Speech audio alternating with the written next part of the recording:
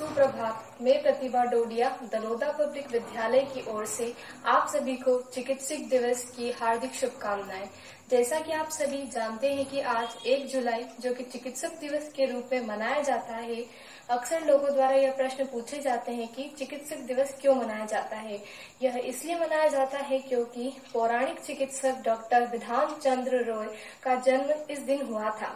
चिकित्सक दिवस एक ऐसा दिन है जो कि पूरे भारत में चिकित्सकों को समर्पित किया जाता है। चिकित्सक का महत्व मैं आप सभी को एक कविता के माध्यम से समझाना चाहती हूँ, जो कि इस प्रकार है। भगवान का नाम बाद में, पहले डॉक्टर याद आता है। कुछ हुआ तो बड़ी उम्मीद के साथ उसके पास केवल कि उसका यह कहना कि चिंता की कोई बात नहीं है, मन को सुकून मिल जाता है।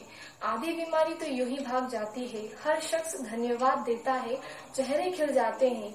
पर अगर वह सफल न हुआ तो तोड़फोड़ शुरू हो जाती है। वह ईश्वर तो नहीं है, परंतु वह जब भी ऑपरेशन थिएटर में जाता है तब भगवान से यह कामना करता है कि सब कुछ ठीक से हो जाए।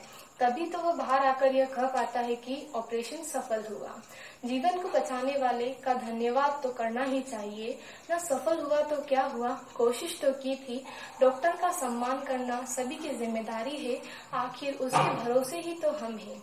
ऊपर वाला तो हर वक्त हमारे लिए जमीन पर नहीं आ सकता, तभी तो उसने अपने प्रतिनिधि के रूप में चिकित्सक को भेजा है। अंत में डॉक्टर द्वारा कही गई एक सत्य घटना मैं आपके सामने प्रस्तुत करती हूँ। एक डॉक्टर बड़ी तेजी से हॉस्पिटल में प्रवेश करता है। दरअसल उन्हें एक एक्सीडेंट में अर्जेंट हॉस्पिटल में बुलाया जाता है।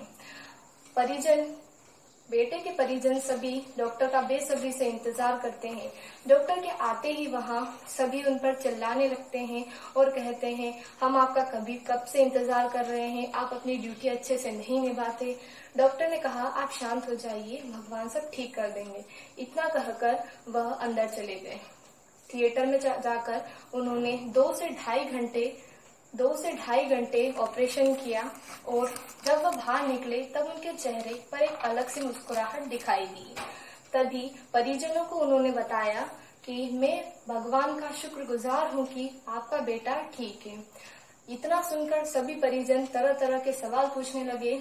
डॉक्टर जिस तेजी से अस्पताल की ओर आए थे, उसी तेजी से घर की ओर जाने लगे और कहते हैं, बाकी के प्रश्न आप नर्स से पूछ लीजिए।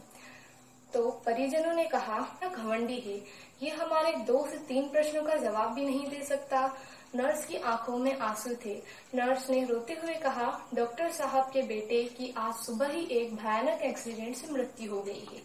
जब मैंने फोन किया तो वह अपने बेटे के अंतिम संस्कार के लिए जा रहे थे और वह फोन सुनते ही दौड़े चले आए।